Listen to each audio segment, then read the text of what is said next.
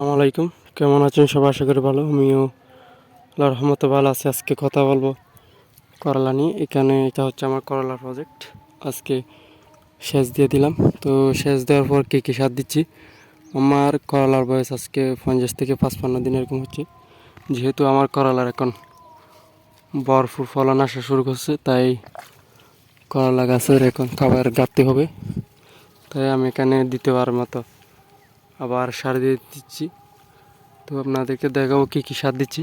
এটা যেহেতু এখন অবশ্যই আপনারা যখন করলা হারভেস্ট শুরু করবেন অথবা করলা গাছে ভরপুর ফলন চলে আসবে, আসা শুরু করবে, তখন অবশ্যই আপনার করলা গাছে সার দিতে হবে।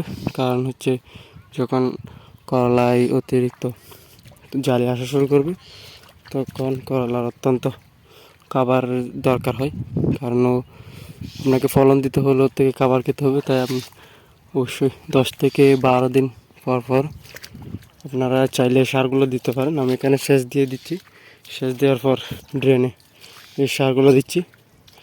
আমি যদি দেখাই, এখানে দেওয়া হচ্ছে ইউরিয়া দেওয়া হচ্ছে 5 কেজি, সাথে ম্যাগনেসিয়াম দেওয়া হচ্ছে, সাথে দেওয়া হচ্ছে জিপসাম, আর দেওয়া হচ্ছে এমওপি, আর এটা হচ্ছে ফিলবার্ট।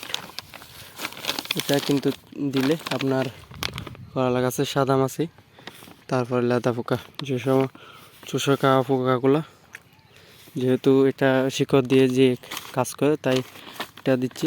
এটা মূলত সাদা মাছি বা বাদামি কাঁচকড়ি বা জাপ মোজাক মাজরা পোকার কাজ করে এটা।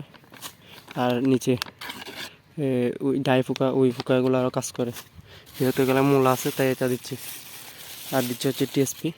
এই 4টা সার একসাথে মিশিয়ে দিয়ে দেবো আজকে।